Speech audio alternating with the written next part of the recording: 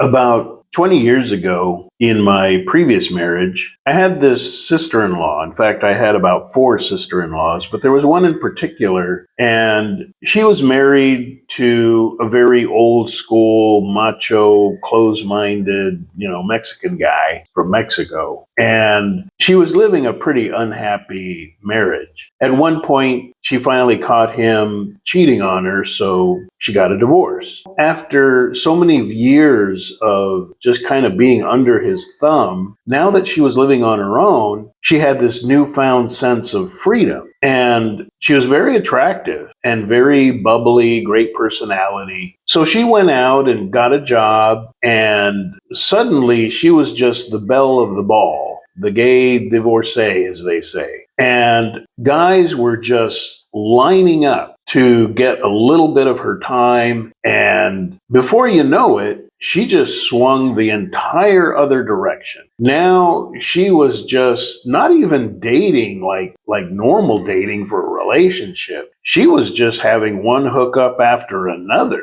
I mean, it was like an addiction. She was at times with 2 different guys in the same day. I mean, she was really getting out of control. So my wife at the time, her sister, was lecturing her and telling her to chill out, but it kept continuing. And so my wife at the time came to me and said, well, she really looks up to you. She listens to you. She won't listen to me. Can you have a talk with her? I was like, okay. So I sat down with my sister-in-law and I said, look, I'm not here to judge your morality or anything, but you really need to chill out this stuff because there's going to be consequences. I said, you could pick up a disease, you could get a baby on the way from some guy and not even know which guy it is. I said, just on a practical level, you need to take better care of yourself. And her response was, well, cuñado, brother-in-law in Spanish. She's like, cuñado, could you find me a good guy?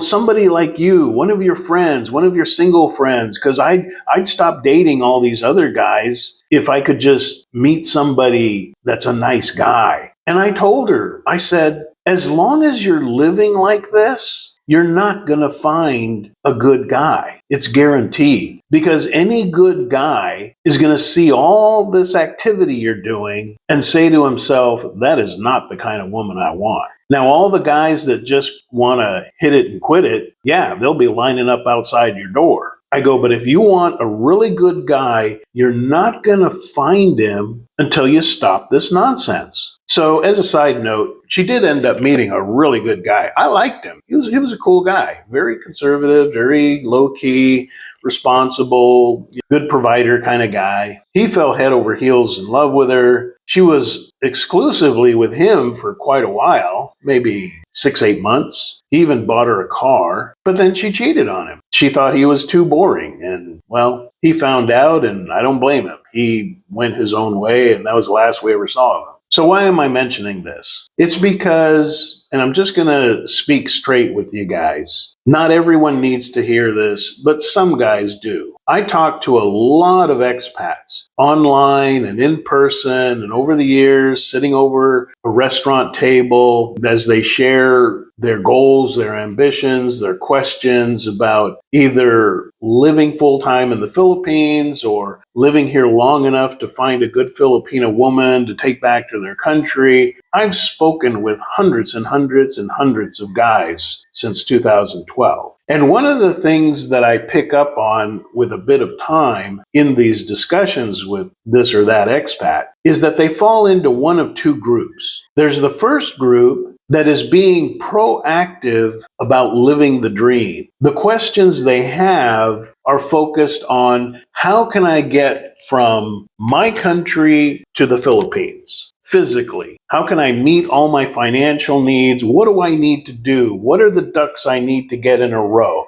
And I'm not kidding, some of these guys bring a notepad and they're writing this stuff down. They are intent upon taking action. And it may not even be that they want to live in the Philippines full time, but they may want to find a good Filipina woman to marry. How can they avoid the dodgy ones? These are the proactive guys. Now, the second group is the exact opposite. Now, these guys have a lot of questions, but what I notice is that their questions, number one, are not vital questions. They're not questions about the visa. They're not questions about the income required. They're not questions about discerning a good woman from a bad one, but they're more superfluous questions, inane questions. Questions that don't even have any real impact on making a plan to live their dream. So I call the first group those who are intent upon living the dream. And I call the second group those who are focused on dreaming the dream. Somewhere, and I believe this because I've seen it over the years, and years later, these guys still have not taken any action. What they don't want to admit to themselves is they have no intention of actually getting to the Philippines. They have no intention of actually starting to date and engage in relationships to find a good Filipino woman. They have no intention of it, but they're in love with the fantasy and the dream of it. And so they keep kicking around the tires and they'll ask questions that could be valid as a side question, but they never ask the vital questions, like I said, about immigration and finances and all that. Instead, they're asking questions like, do they have a Ruth's Steakhouse in the Philippines? No, they don't. Well, what do they have? Okay, well, they got a Texas Steakhouse, they got TGI Fridays. You can find a good steak if you were willing to pay for it. Now, I love talking about food, but these are not the kind of questions that will make or break the actions you need to take to make a plan and get yourself into the Philippines, whether it's for 3 months or for the duration. I'll have guys that ask me questions, and again, these can be, at first, valid questions, and they'll say, well, how's the weather in the Philippines? And I tell them, well, by and large, it's basically humid. It's a little cooler if you're in Valencia or Baguio, but for the most part, it's humid. Well, how humid? I go, well, according to AccuWeather, it's this percentage this time of the year on this island. Well, how does it compare to Florida? I don't know. I've never lived in Florida. I can tell you how it compares to Corpus Christi, and I can deal with the humidity in the Philippines a whole lot easier than I ever could in Corpus Christi during August. I'll tell you that much. But how humid does it feel? I'm like, are you going to come here or not? You need to just get on a plane, come here for a week, 2 weeks, and then see if you can handle the humidity. So to return to the story about my sister-in-law, as I told her, as long as you're goofing around like this, you're not going to find the right guy. And in the same way, as long as a man is goofing around with stupid questions, questions that are not the make or break answers to making a plan, as long as he's goofing around like that week after week, month after month, year after year, I'm not kidding. There was a guy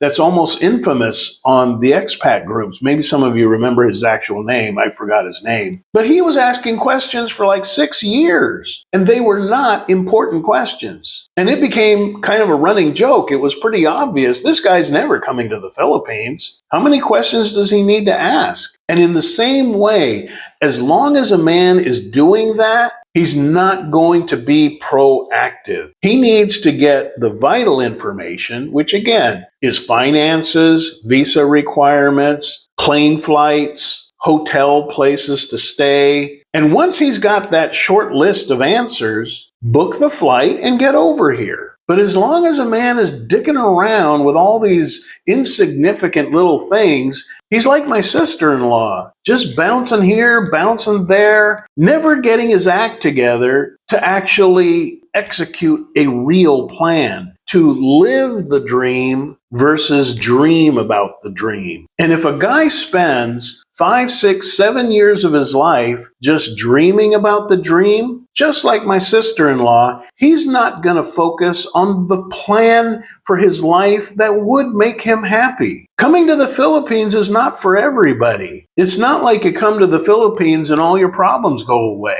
You have new challenges, and you still have whatever internal baggage you had before you got on the plane. So I'm not here to say, make a plan and get to the Philippines and it'll all be fantastic. Well, no, the Philippines isn't for everybody. But if it's not for a particular man, if he's that hesitant to pull the trigger and get here, at least for a visit, then just drop the idea. Stop kicking the tires and start thinking to yourself, okay, Philippines is not for me, neither is Thailand, Cambodia, living abroad in general. Okay, what am I going to do in my country to make my life happy? Because until he gets to that point, he's just going to be going in circles, just like my sister-in-law, well, ex-sister-in-law. In the same way, these men are just going in circles, just posting this silly question to this expat group and then another one and another one. And they're not going to get around to going, okay, if I'm not going to be an expat, what am I going to do with my life? What are my romantic options? What